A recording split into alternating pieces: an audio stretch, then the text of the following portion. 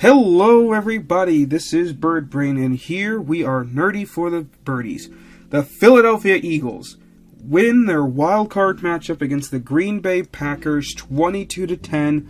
It wasn't the prettiest game in the world, but they got the job done, and that's what's important. So we're just going to get into this. Before I do my breakdowns really by, offense, defense, and special teams, I kind of just want to briefly talk about playoff football.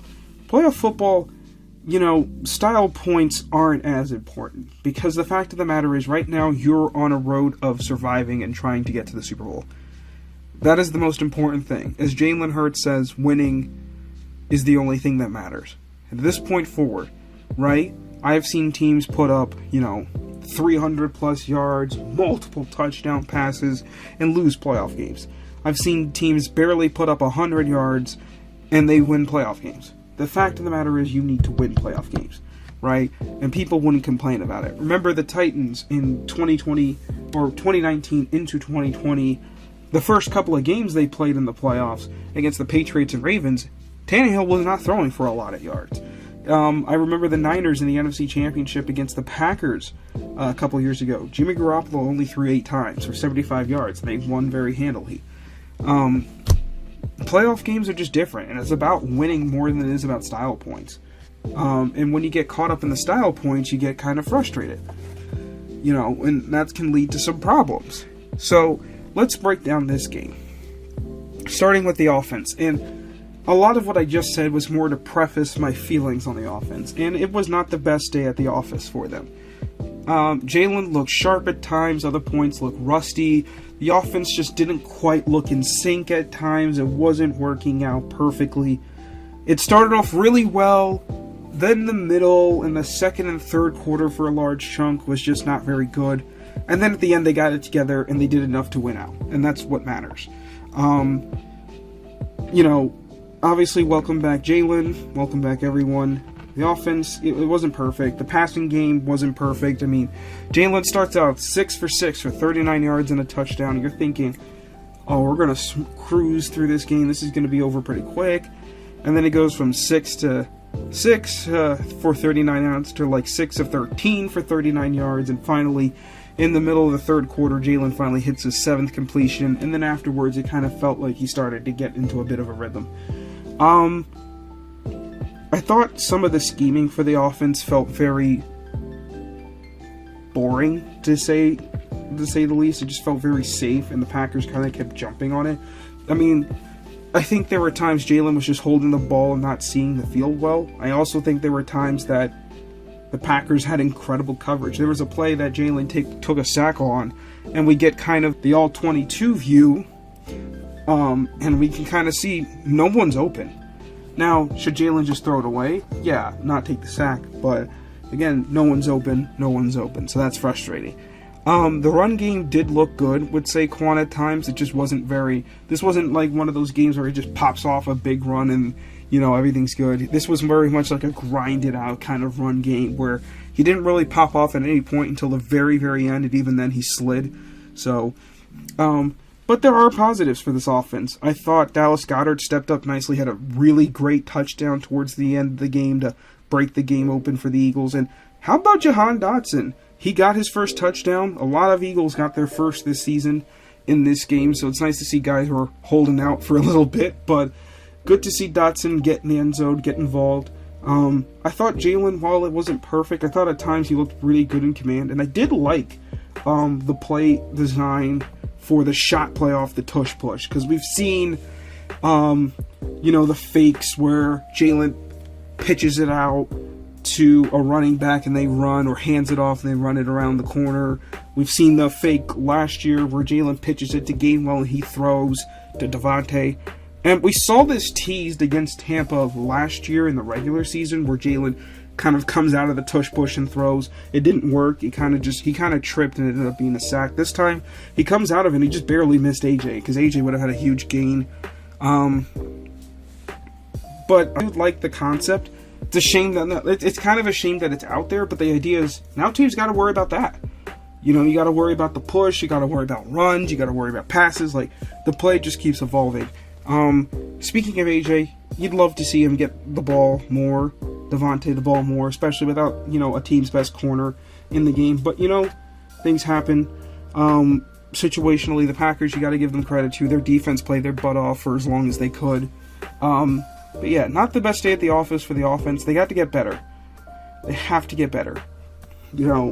It doesn't have to be pretty all the time, but there has to be times where you can't just lull yourself to sleep for multiple quarters. You got to be able to be consistent. You can't go from the first quarter to the third quarter without completing a pass and think you're going to win every single game. The playoffs don't have to be pretty, but they have to have some sort of efficiency, some sort of rhythm. And this team, is so close. And if they play the game where they play a full, complete game on both sides of the ball in these playoffs, it is going to be very hard to beat them. Moving on to the defense. I thought the defense played their ass off. I thought they had a really good game. It wasn't perfect for the defense either. There was a lot of missed tackles.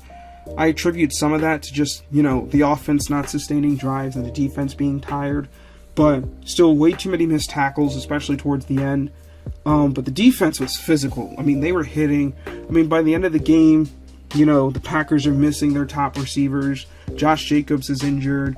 Their offensive line, a couple of those guys got down. And look, I'm not an advocate of injuring people. I'm not. I want everyone to be healthy and whatnot. But when you come out of a game, right, a game that's essentially a war, and one side is relatively healthy, we'll get to that in a sec, and the other side very beaten and battered and bruised, it really makes you show that, hey, this is not a defense to be messed with. This is not a defense that is a pushover that we saw last year get run over by Tampa Bay, who did just lose in the playoffs.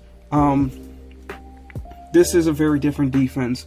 So many stars shined on the defense today. Zach Bond, it looked like at one point he gets a pick, but they call it incomplete. I was like, I just wanted to see a replay personally, because I thought he had it.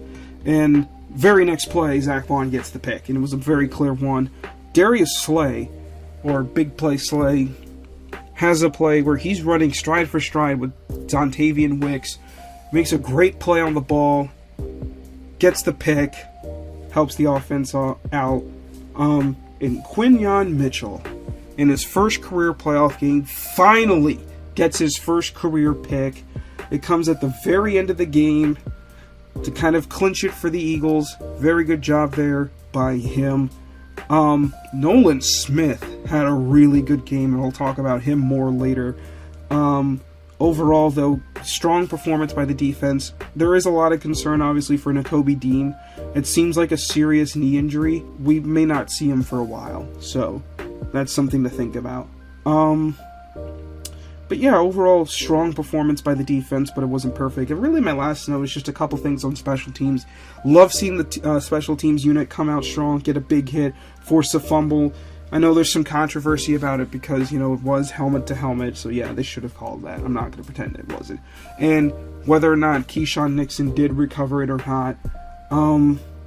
But the idea is, if you guys remember a few years ago against Dallas, similar, not the exact same situation. Dallas fumbles, Eagles recover. They said no clear recovery. Dallas gets the ball. That game ended up going to overtime. The Eagles get the ball in that spot. That game might not go to overtime. And that game cost the Eagles the division that year. Now, they still ended up making the playoffs, but it was a lot harder. So, it's one of those situations where, you kind of can't let officiating decide these games for you. And the Packers didn't play well enough to have officiating go into their hands. And obviously, it benefited the Eagles. I'm not going to pretend it didn't. But the Eagles, I still think, would have won this game, even without the officiating gaffes. The other thing, though, for special teams in general is just, Jake Elliott. He made 2 field goals, which is good. He missed an extra point, which is not good. And there was a point in the game right before half. The Eagles get the turnover from Bond. They're set up, the chance to field goal range, and offense didn't do a good job of getting them into better field goal range. And the thing that makes it worse is, you're roughly inside the 40 at the 38-ish yard line. I don't know field goal distance that well, but I know that was a range that years past, Jake Elliott's out there kicking that. And this year, I just don't know if you can trust him. And right before half, with 20-ish seconds left for the Packers, you kind of have to just try to draw him off sides and then punt it. So that is a disadvantage, and that was something I highlighted in my overview, which, by the way, I plan to do overviews for playoff games. I did one for the Packers, and a lot of the stuff I talked about showed up in this game. So I'll do one for our opponent next week.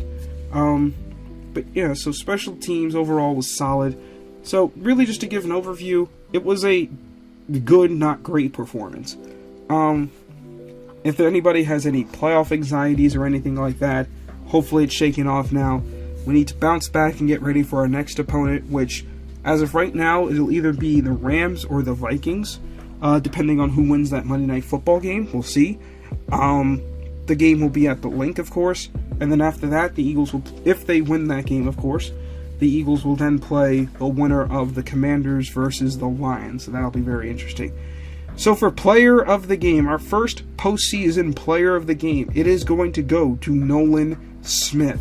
And I have talked about him a lot this season, but I don't think we've really given him the praise that he deserves as a defensive lineman really developing for this team.